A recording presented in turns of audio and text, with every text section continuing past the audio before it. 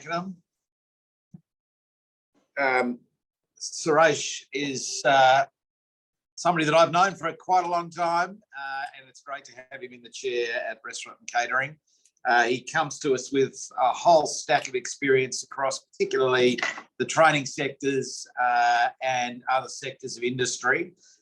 So we'll be able to add great value in all of those spaces. So, Suresh, do you want to tell us a bit about your background before we get underway? Sure, and thanks for the intro, John, and good afternoon, folks. Good to sort of meet you and be invited to come here. And I guess, look, when Vanessa first asked me if I'd like to take part in this, my question was, yeah, sure, but I've only been in the chair for 2 minutes and I don't know anything about the sector. But to answer John's question, a little bit about my background is I don't come from hospitality at all. I've had a number of years in building and construction. So I spent almost 8 years at NCA, heading up NCA as the Industry Association and a series of RTOs and GTOs. I had almost 2 years at the Housing Industry Association, and you folks will know there's also an RTO and a GTO there as well. And I spent almost 2 years at Group Training Australia, and that is specifically all about group schemes, right? So, you know, that background that I have is very much building and construction related. So that's the lens that I come, you know, for today. And I'll hand it back over to you, John. Yeah, thanks, Suresh. So just, you know, the picture as it appears in terms of the industry, we're still growing at a pretty phenomenal rate and back well over pre-COVID levels. So by the data that sits in the retail trade numbers, we're about 24, 25% over pre-COVID levels of revenues. Pricing's increased by a reasonable measure, so you're probably back about par for actual visitation into restaurants. At the same time, we've had a long period where we've had a really high vacancy rate. ABS says that that's going to top out this year at 397,000 vacancies across tourism and hospitality. Of those, it's saying that 83% are in the hospitality side. So how are you feeling about, you know, where the industry's up to just broadly at this point? And, you know, what are you hearing about the state of the labour market? Yeah, look, I think there's so much opportunity and upside here, and I think you've outlined it fairly nicely, right? So the stats would suggest that there's a huge amount of opportunity and upside. The labour market itself is a little bit tricky. It's tricky because we've got a skills shortage here. We've got a number of capacity constraints, be they, you know, the fact that a whole lot of people left the sector and haven't come back for various reasons, or alternatively, the government's not helping either, the federal government, in terms of opening up those gates in terms of allowing in foreign workers and 457s and the like. So from that point of view, I think there are a couple of things to work through. But then I guess the other area that I think is worth tapping into is the supply of kids coming out of school, and how we can tap into that and do that, in my view, a little bit more effectively. And let me just give you a little bit of an example with that. And again, I'll put my building and construction lens on. Everything we did, we talked about, we acted on in building and construction was tapping into schools and talking about career pathways and making sure that we were, you know, showing the worth to the kids, but not only the kids, but their parents as well. They were decision makers. And I just don't see the same level of conversation occurring here in hospitality. And I think there is huge upside to that if we start talking about that a little bit more. Yeah. I guess the one of the issues we've got is in that sort of school pathway the number of students embed in schools, which, you know, for us is, you know, approaching the high 90,000s that are doing something that's either relevant to tourism or hospitality, and a lot of those numbers are in hospitality.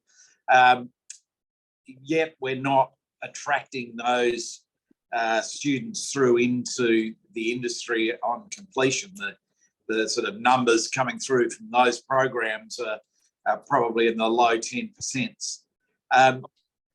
Any observations on that, the sort of transition from vet in schools through to the industries? Yeah, absolutely. So R&CA, and I'll do the plug here for R&CA. R&CA does an industry benchmarking survey every year. Okay, we go out to the industry, not just our members, but the entire industry, survey it, ask a number of questions and a series of questions and get some responses. One of the questions we asked this time round, one of the questions we asked this time round was, what do you think needs to be done to get more people interested in pursuing a career within our sector? And this is obviously all about perception. There needs to be more positive perception on the sector. There needs to be more government support. There needs to be more working visas granted. There needs to be more government investment in the sector. And career pathways needs to be talked about a whole lot more. So if you can have a look there. All of those things, again, with my building and construction hat on, are things that we've been talking about and actively knocking on the government's door about over a course of many, many years. And I think if we start doing the same here in our sector, we'll start to get a little bit of traction in terms of getting more people in and showing and demonstrating to them that this is not just about becoming a waiter for the school holidays. There's some real pathways and real opportunities there. Yeah. So the overall picture on the apprenticeship side shows a really steep drop off in the number of food trades apprentices starting. We're down under the 1,000 commencements in a quarter, which is pretty damning. And obviously we've had some real challenges during COVID, even whilst the subsidies were in place. Other industries increased, we didn't. What's your read on the whole apprenticeship situation, given all that experience that you've had in the space? What do you think of the sort of food trades and sort of general apprenticeship situation right at the moment? Yeah, one of the things that we would do often in building and construction is when kids come to us, we put them through a series of questionnaires. So we'd be vetting them up front, talking to them about, right, fine, one, what are your aspirations? What are your capabilities? And, where do you think you may or may not be able to go with all of this? And I think those active discussions up front are really worthwhile. That actually sets the kid onto a reasonably good pathway in terms of a course of some sort. But also overlaying with that is, and I haven't seen a whole lot of activity in hospitality, but the use of group training organisations overlaid with that to make sure that there's mentoring, make sure that the kid's going to the classes that they're supposed to be going to and getting an outcome. Yeah. I mean, it's been a pretty challenging environment, I think, for our group schemes over the COVID period, given the amount of shutdowns that we had in a couple of our major states. And certainly, that meant that our major scheme in New South Wales, at least, was picked up by another provider because they just couldn't sustain themselves. So it's been a pretty challenging environment on that front for the group schemes. I guess the other side of that coin is what's going on in terms of developing the skills of people working in roles in the industry. Obviously just had new requirements brought in on that front from a food safety point of view, and we did our last webinar on that a couple of months ago. But there's obviously some stresses in there with the amount of upskilling that's needed within businesses in the sector, but also the making sure that we're keeping up with change that's happening out there. And really, these businesses are incredibly time poor. It seems to me that, there's been a lot of work done around micro-credentials so that business owners and their senior staff can get the skills they need exactly when they want them. But how are you seeing that part of the industry at the moment? Are we getting to a situation where business owners and their senior staff have got some time to be able to do at least a micro-credential? Well, that's an interesting question, and I'll come back to the industry benchmarking survey that we did. One of the things that we've found in terms of the broader industry is that those people up the top, owners, managers and the like, their time is very, very limited, and they're also not properly recuperating their costs or their time from the business. So to answer your question in a nutshell, no is the answer. And we need to do more in terms of providing them the organisations with something that's a little bit easier, a little bit more bite-sized, and providing solutions to them sooner rather than later. Now, in terms of restaurant and caterers, we've actually been working on trying to make sure that we can launch a whole lot of micro-credentials to the sector. We're almost there, not quite there yet, and that will be going out very soon. To try and say, all right, fine, this is what's required, this is what you need to do in order to be compliant. And I think one of the problems that we've got more broadly is that we're probably either not pumping enough information out to say this is what's required, or B, the industry just simply hasn't got enough time on their hands to be taking note of those. Yeah.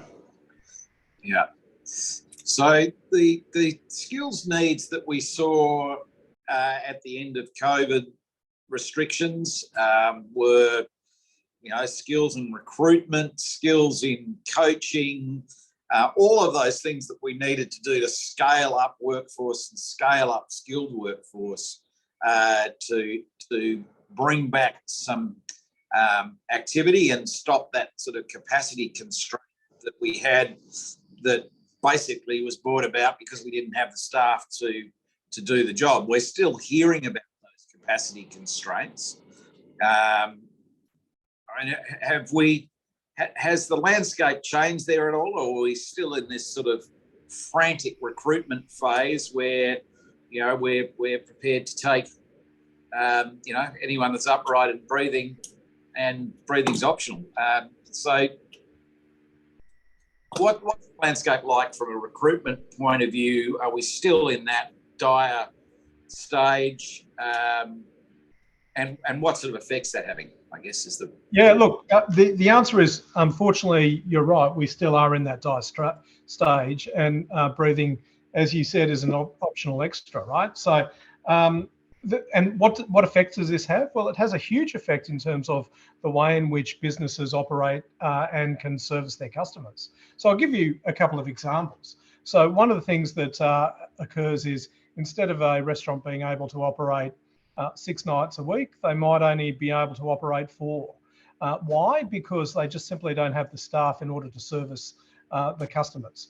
Or alternatively, what they might do is operate a number of shifts a night. So you as a customer might need to book in well in advance to have your shift, and thank you very much, there's your dessert, and by the way, there's your bill, and off you go, and we'll get the next shift in. And the reason again is because there is only a certain number of staff in order to service the dining public. So this really does come back to, and this is the piece that I guess we have as R&CA, but also the broader sector in terms of singing out a little bit louder. We've got to continue to engage with the government about, hey, listen, we need an absolute increase in terms of investment in the sector. That investment is all about skilling, but 2, we also need to return to pre-pandemic sort of overseas intakes, and that's critical. One of the things that the government has just announced, and this is highly contentious within our sector, is that as of 1 July, which is only next week,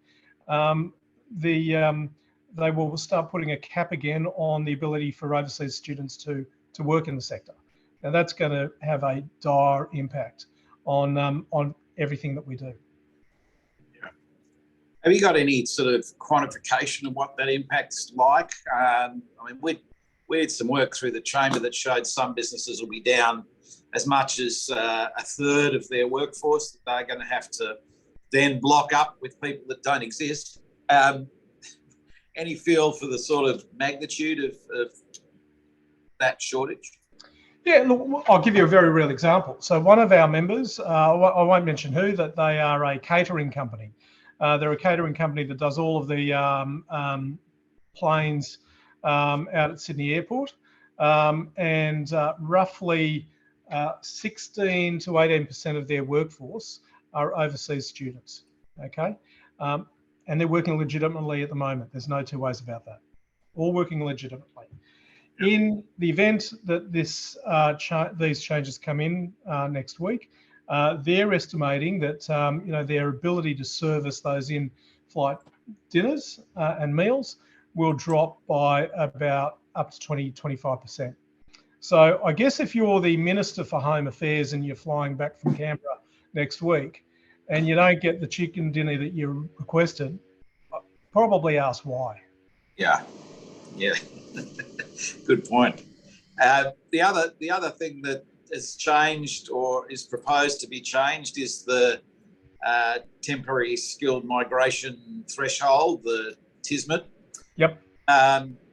Obviously, that increase will have an effect on some of the occupations in the sector because of the market rate. What are you anticipating will happen there? Well, it's going to have an absolute adverse effect on us and our sector. There is no two ways about that. I mean, at the moment, I think the threshold that they're talking about is a $70,000 threshold. Well, that's way too high, it's going to push. I think it's going to do a couple of things. I think that it's going to make it obviously harder for our sector. We're already squeezed in terms of costs and the like. We've got cost squeezes from an IR and a skills perspective. We've got cost squeezes in terms of a produce perspective, and we've also got cost squeezes in terms of energy inputs for cooking and the like. And this is just another one. So it's going to have a fundamental impact there. What we've done is we've actually gone to the federal government and said, listen, we think that there's an issue with the TSMT. We think that in the context of the TSMT, we should be treated like aged care, and that is there should be a relaxation of it, and let's come back and revise that in 6 months' time, and that way at least we can continue on as the sector without those impacts. Yeah, extraordinary. So yes, there's pressure coming from all sides, isn't there? So in terms of the training offering, maybe to segue back to that, part of the real challenge that we've had with sort of longer term career pathways has been the limit that's been placed on funding through vet student loans, or the cap that's been placed on hospitality diplomas and advanced diplomas. Those sort of pathways are very, very limited in terms of funding, and that's really interrupted the whole pathway of school leavers going through a higher level vet qual into the industry. The apprenticeship pathway works pretty effectively in the construction sector. I guess the higher vet pathway is something that we were used to. We'd gone from probably somewhere in the 20,000s to down in the low fives for local students. So any sort of reflections on what that's likely to do to our capacity?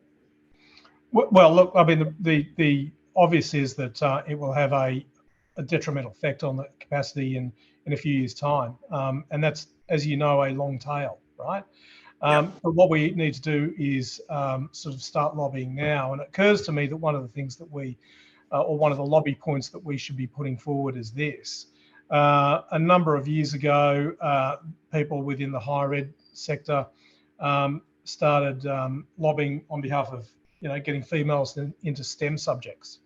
Okay, get them into the STEM subjects. I've got 2 daughters. One of them's interested in doing engineering, and if females go into them, depending on what the courses are, it's a much lower or 0 HECS. Okay, we should also be trying to see if we can get some concessions along these lines. So there are courses that are, I think, fundamentally required out there in the economy. The ones that you've just mentioned are some such courses, and we should be suggesting that there should be concessions given to the HECS. Yeah, okay. Maybe we should hand over to some questions, and we've had some pre-registered. Do you want to ask some of those, Vanessa? Sure, I'm happy to ask some of those. Yep. So this one is around the methods of training, and the question is, what are some of the different ways of training methods?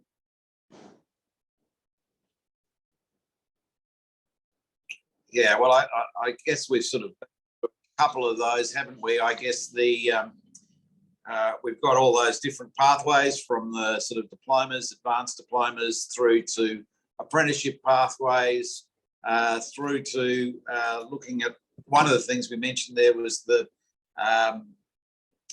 micro credentials, which are funded in some states and not others. But anything you want to add there, Suresh? No, I think we've covered most of it, haven't we? Yeah, I think we might have. Yep. And I know that you did mention this before, but just I think it's an important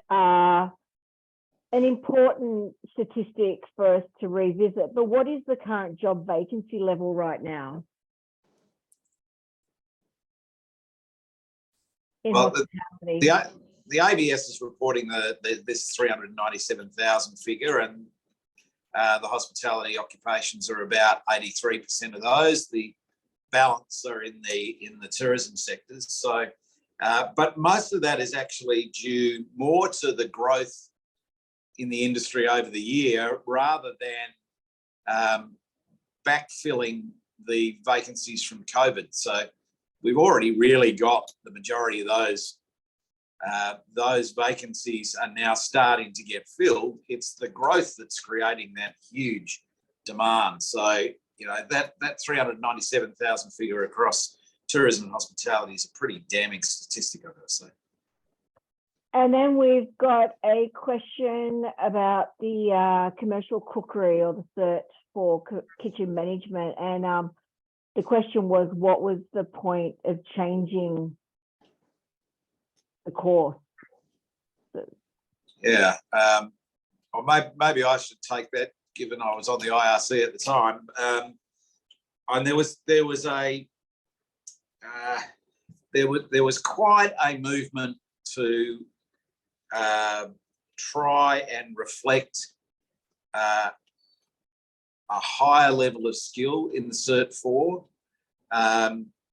I have to say, I don't think that this decision has landed in the right place. It is a commercial cookery qualification. And when I was sitting where Suresh is now, I was very keen on making sure that we had that pathway through to the Cert 4, so that we had post-trade training going on. And in fact, we created a pathway to that Cert 4 to be an apprenticeship at the Cert 4 level. So it's pretty disappointing that we've now sort of turned our back on that, and I actively argued against it. So I think that's something we need to revisit once we get the machinery within government, or sitting alongside government in the form of the Jobs and Skills Council up and running. That, though, could be, another 12 months away. So we've got a bit of pain between now and then. And I actually am really interested in the answer to this one. I'm interested in both of your views on it. But what do you feel that AI technology, and how do you feel it will be used across our industries? Do you want to have a crack at that, Suresh? Well, look, I mean, certainly from a micro-credential perspective, it's certainly making it a little bit easier for us in terms of trying to, get those, broaden the, get the message out there, point number one. But I think point number two is, trying to pump the kids and the numbers through the courses. Now, whether that's a good thing or not, I'm not sure. It does mean that, there's a whole lot of churn that we get through. In terms of the way that, AI can start to infiltrate how we train more generally, as long as it is pure intelligence, and so it's picking up on those challenging or problem areas and improving upon that, I think that's a really good thing, right? So that adds to the training outcome. And how do you identify where those real problem areas are? Well, I would have thought that that then comes back to when the assessments are made. So, are we getting holes, or, is there some sort of pattern that's coming up in terms of understanding or a lack of understanding in some of the courses? What are we doing about making sure that those understandings are backfilled and made clearer? Yeah. I think there's some really good work going on in this AI space, though, particularly in the, as you say, in that micro-credential area. The pilot that we're doing in Victoria is using AI to mentor students through those micro-credentials. That's a really useful tool, making sure that we can use AI in a constructive way to support students on their way through and refer them to resources that they might want to access in order to complete their micro-credentials. But it's also helping us to identify the needs of individual businesses and individual managers and supervisors, so that we can target them with solutions to where their needs are. So, that's a really important use of AI to make sure that we can get, these immediate needs for skills responded to in a way that, meets their needs at a point in time. So I think we're probably ahead of the curve in terms of AI and where AI can really add some value for us. I think that's a really good question to have asked, and a good opportunity for us to talk about the pilot that is being, that has been developed by Tourism Training Australia, and it's got the associations as well in collaboration. I think it'll be a really interesting outcome to pull apart that data. And our next question is, what training innovation will increase the number of Australians wanting to get involved in the hospitality industry? I think again, it's got to be back to the micro credentials that we've both spoken about, right? Yeah, I've got a slightly different view on that. I think when we say what training innovation will increase the number of Australians, I'm not sure I agree with that. My view is what will increase the number of Australians taking it up is more information and education of the general public. And once we've actually started talking about it as, career pathways, a career that we are first choice and all of that sort of stuff, then you can start talking about the innovation once we start undertaking the course. Yeah, I guess there is all of that, isn't there? There's the sort of there's so many people out there that experience hospitality services every day, but they don't think about what that means in terms of job opportunities, what it means in terms of career development for people that are getting into the industry and so on. So they just don't make that leap between consuming, enjoying, understanding how great our product is to the fact that there must be a career gem in there somewhere. Correct. Sorry. Yeah. Yes, where you go. No, I was going to say, I'm going to flip over to one of the questions that we've got in the chat box here today. School-based, this is from Alison, school-based traineeships changed their requirements a few years ago from 375 hours to 750 hours. This meant that most hospitality businesses changed to business traineeships rather than hospo traineeships. This means trainees aren't being trained in hospitality skills, and it's more general. Not a good way to encourage hospitality workers. Yeah.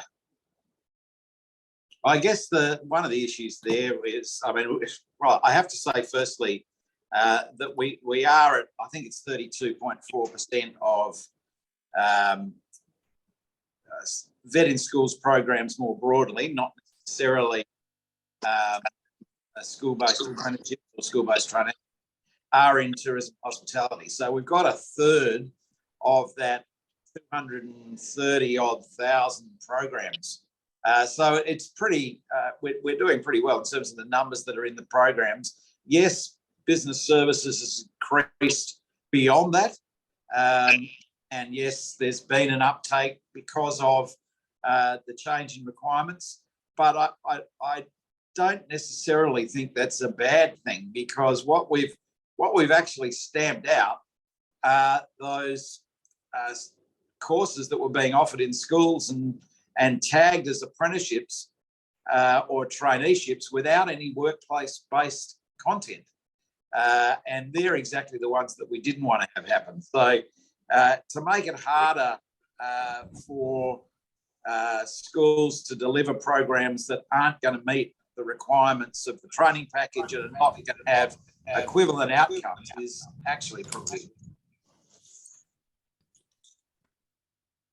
Did you want to add anything to that, Suresh? No? No, I think John nailed that. He normally does. It's no big surprise, really. So Sharon Johnson's asked a question as well, or made a statement, but we are a small RTO in regional Victoria.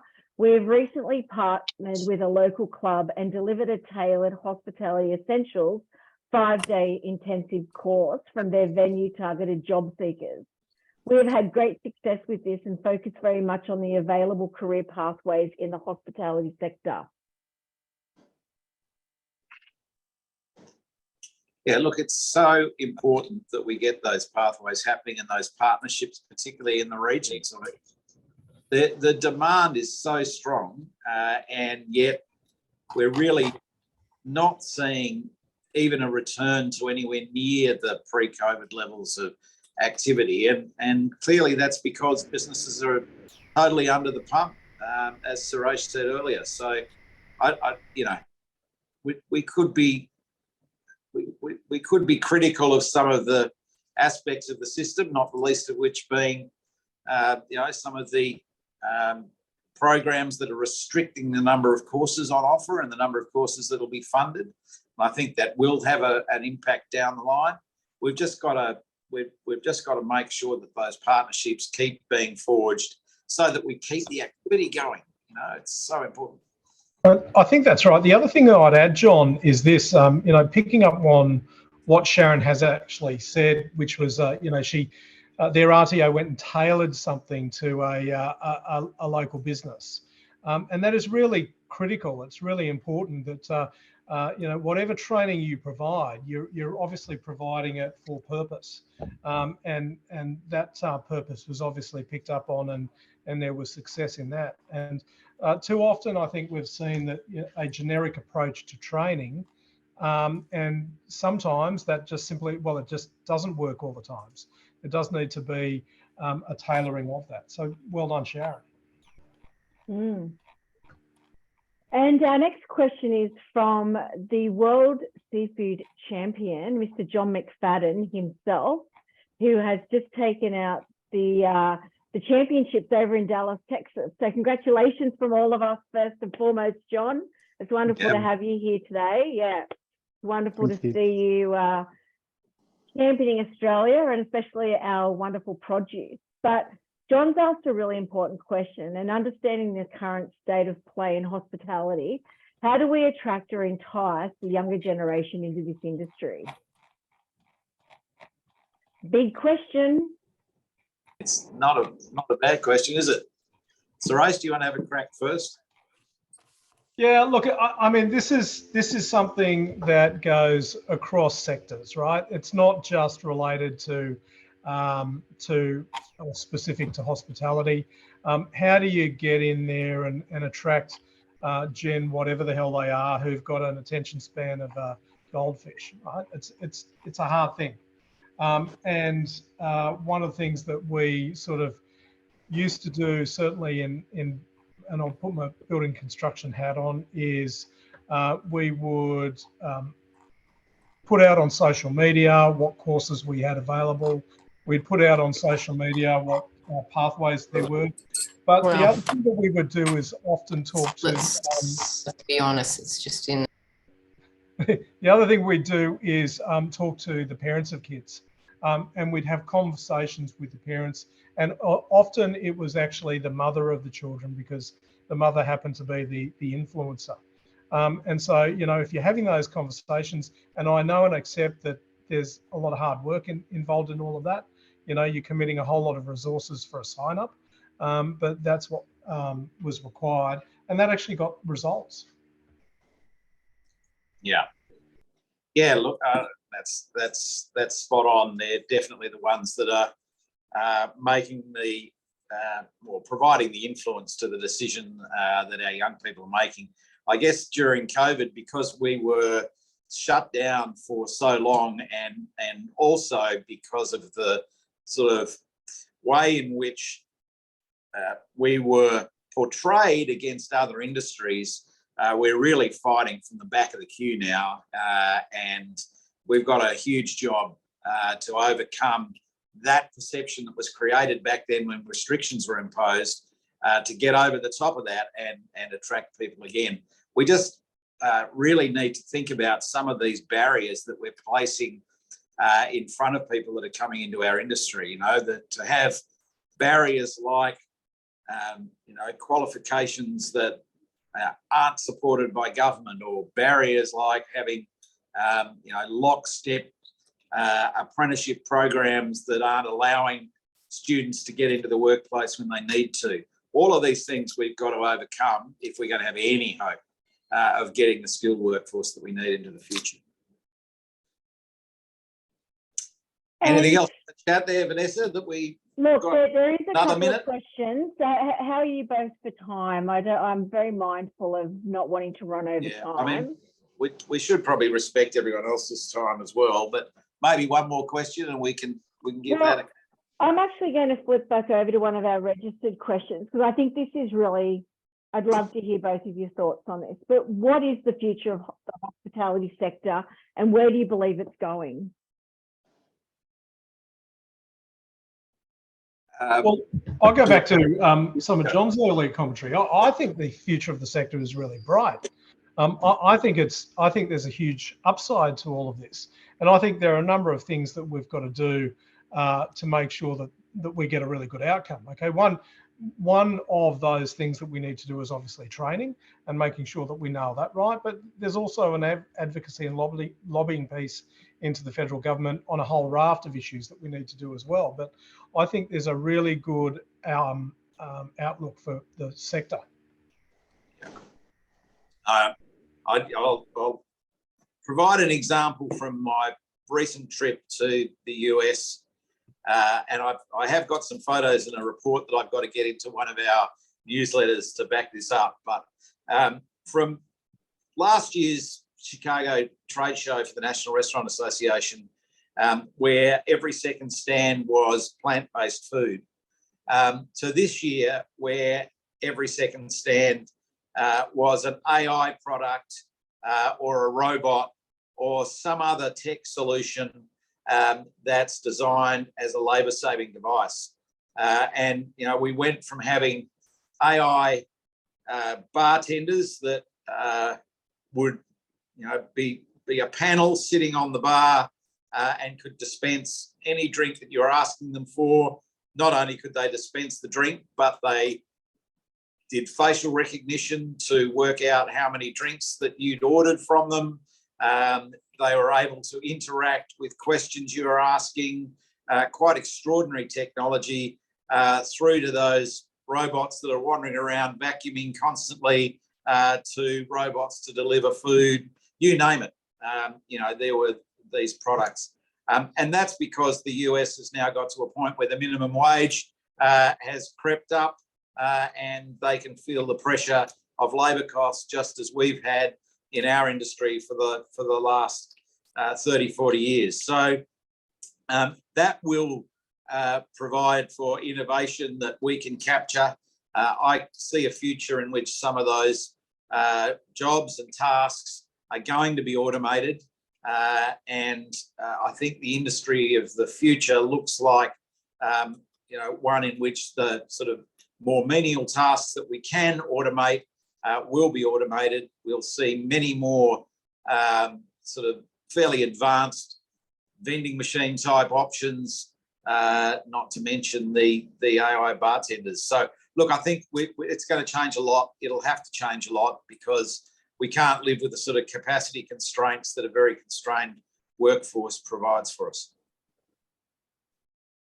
Perfect. Well, on that note, I'm just going to say thank you very much for both of you putting aside some time to host this webinar today. I've found it really interesting, and I hope that everybody online has also found it of great interest. And it was lovely to spend some time with you, Suresh, and to hear your views on you know, such an important topic for our industry. I've put a link into the chat box, which is about our skills summit that's coming up in August, and you can go to our website, find out a bit more information about the conference. It's being held at Parliament House in Sydney, which will be very exciting, and we've got some great guest speakers lined up, and Suresh is going to be joining us on that day as well to continue this conversation.